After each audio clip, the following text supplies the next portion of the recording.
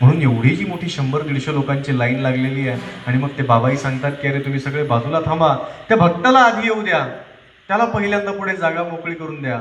आणि मग तो बाबांजवळ येतो, बाबांना दंडवत करतो आणि दंडवत केल्यानंतर बाबा त्याला प्रश्न विचारतात की अरे भक्ता, एवढे सगळे तुम्ही बसलेला आहात पण याच्यामध्ये तुझं लक्ष माझ्याकडे विशिष्ट होतं, तू एकटक नजरेनं मला पाहत होता, असं काय? मला असं वाटतं की या सगळ्या 100-200 लोकांमध्ये 500 लोकांमध्ये तूच एकट्याने माझं प्रवचन ऐकलेलं आहे, तू असं काय पाहत होता?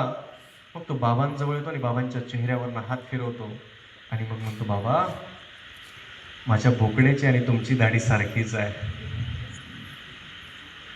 गेल्या 1 तासापासून तो फक्त तेच पाहत होता. तो म्हणतो तुमची दाढी पाहिल्यानंतर मला त्याची आठवण आली म्हणे. असं नाही ना आपलं? सगळे बसलेत निवांत. बरं असो, आम्हाला बोलणारी माणसं आवडतात, शांत माणसं आवडत नाहीत. मी प्रत्येक ठिकाणी बोलत असतो की मला बोलणारी माणसं आवडतात आणि बोलल्यामुळे तुम्ही थोडेसे रिफ्रेश होतात, तुम्हालाही थोडीशी एक एनर्जी येते. तर आतापर्यंत तुमचा कितवा दिवस आहे हा प्रवासाचा? 5वा. किती स्थानं केले तुम्ही? गावं? 4, 5, 8, 10? वा वा. किती? 30 ते 32 गावं तुम्ही केलेली आहेत आणि या 30 ते 32 गावांचं जे स्थानवंदनाचं जे पुण्य आहे तुमच्या पदरात पडलेलं आहे. आणि मी आता बघतोय की या ठिकाणी एक 2-3 लहान मुलं आहेत. मला त्या माऊल्यांचं फार वैशिष्ट्य वाटतं की त्यांनी त्यांच्यासोबत त्या एकट्याने तर त्यांच्या मुलांना सोबत आणलेलं आहे. नातू आहेत. हा, जे असतील मुलं असतील, नातू असतील, लहान मुलांना सोबत आणणं आवश्यक आहे. हा, प्रवासामध्ये थोडीशी अडचण होते, नाही असं नाही, त्रास होतो थोडासा, पण यांच्यामध्येही संस्काराचं बीज रोपण करणं अत्यंत आवश्यक आहे. आम्ही शहरामध्ये ज्या वेळेला जात असतो, लोकांकडे जातो, त्या मुलांना दंडवत करा असं सांगावं लागतं.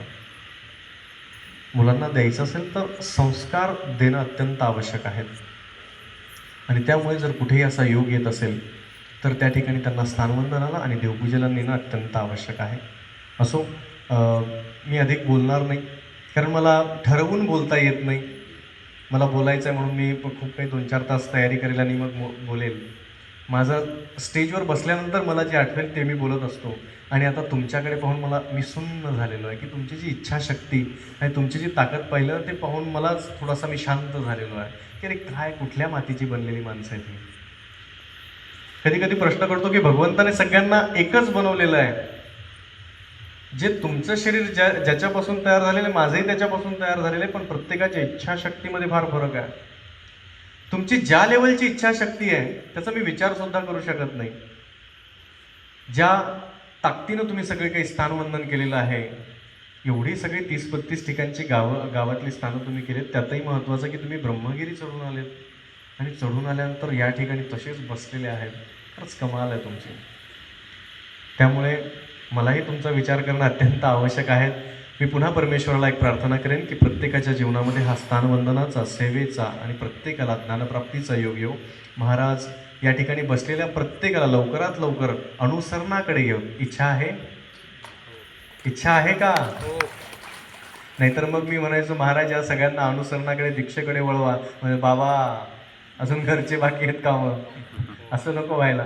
तर महाराज तुमच्या प्रत्येकाची जी चांगली इच्छा आहे, चांगली इच्छा, योग्य इच्छा, ती महाराज पूर्ण करोत, जी धर्माला अनुसरून आहे अशी परमेश्वराला मी विनंती करतो. आणि ज्या गुरुजनांसमोर माझी उभं राहण्याची लायकी नेहमी तिथे बसलो, त्यांच्यासमोर अधिकृती केली. त्यामुळे या ठिकाणी बसलेल्या माझ्या तपस्विनी माता भगिनी, साधू संत महात्मे, आपणा सर्वांची मी क्षमा मागतो आणि माझ्या लांबलेल्या विचारांना मी थांबवतो. तुम्हाला कोणाला बोलण्यात चुकलं असेल, तुम्हाला जो आता त्रास दिला, मी बसून ठेवलं, त्यासाठी तुमच्या सगळ्यांची क्षमा मागतो आणि माझ्या लांबलेल्या विचारांना थांबवतो. सर्वज्ञ श्री चक्रधर स्वामी की जय. दंड प्रणाम.